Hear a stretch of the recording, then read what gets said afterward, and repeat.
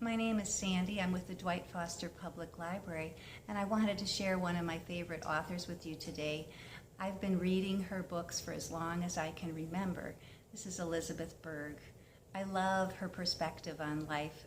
She writes books that bring people together that wouldn't ordinarily come together, and it always is in unexpected ways, and I find her stories have these poignant moments where you just want to savor her words.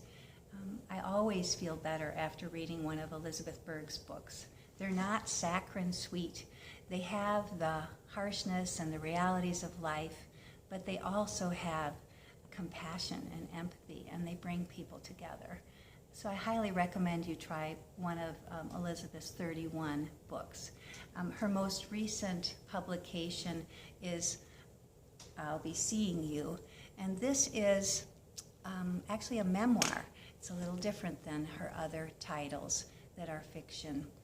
This is about dealing with her mom and dad growing older and dealing with all sorts of changes, making decisions to leave the family home and move into assisted living, and dealing with health issues. Her father was diagnosed with Alzheimer's, and her mother's challenges in coping with that, and the kids' acceptance of these new conditions for their parents, and they're trying to help. And Elizabeth makes sense of her world by writing, and so she was writing for herself, and in the end, she decided to publish this to allow others to find help and similar stories. Everyone will lose their parent at some time, and these are difficult challenges to face, and she wanted to offer some comfort and help. And she said she didn't do everything right. She did the best she could, and the message really is to just cherish every moment that you have with them, and you're doing the best you can. So I'm reading this right now, and as my parents are aging, and I'm finding this really heartwarming and helpful, and also humorous. And it's also a beautiful love story of her parents, and what an honor for her to be able to observe that and watch that up close. And I think you'll enjoy this.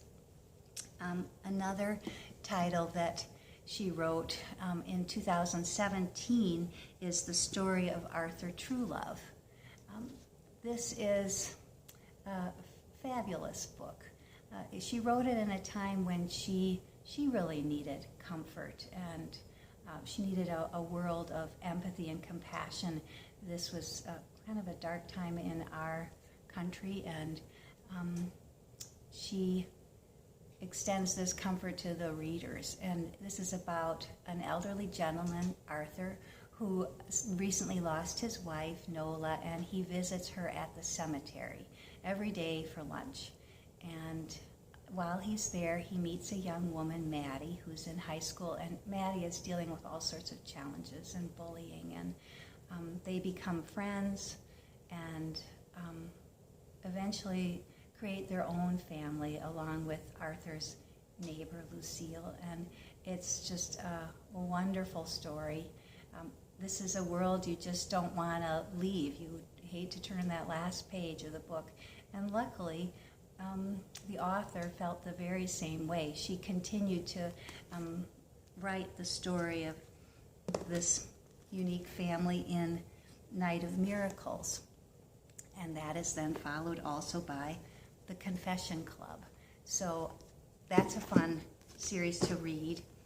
And she was asked one time what her favorite book was of the 31, and she said Durable Goods. This was actually the first book that she had published, and it's about a young girl whose mom has passed away from cancer, and she lives with her sister and her dad is in the Army, and they move frequently. And it's about their struggling to cope with these with the situation as they face another move. Elizabeth said this was going to be actually an essay, and there was so much emotion because she herself was an Army brat. She had moved so often during her lifetime. She really says there's no place that she can actually call home.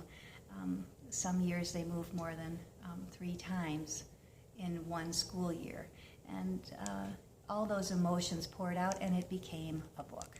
But she did say reading this with her dad's reading this really improved their relationship. And so I think you'll enjoy Durable Goods. Another title by Elizabeth that I've recently read is Home Safe. And this is about a woman, Helen, who's dealing with writer's block. And she's lost her husband, Dan, and she's trying to come to terms with this new life, her new normal. And the reason Elizabeth wrote this is she herself was dealing with writer's block, and she called her daughter and said, I feel like I've lost my best friend. And her daughter said, Mom, write about that. And that is how Helen feels, having lost her husband Dan, lost her best friend. So Elizabeth didn't start out writing in her career. She was first a nurse for the first 10 years. And then she had 2 daughters and wanted a career where she could be at home more. And so she decided to write. She'd always written. She'd actually submitted a poem when she was 9 years old. It was rejected, so she didn't submit any other publications for probably over 2 decades, but I'm so glad she did. But anyway, she went to a drugstore, picked up some magazines, and there was a writing contest which she entered and won, and that was the start of her career. She wrote essays, poems, short stories, and then novels. There's a total of 31. We'd be happy to help you find a novel for your next read, or just give us a call at Dwight Foster Public Library and we'll help you find whatever you need.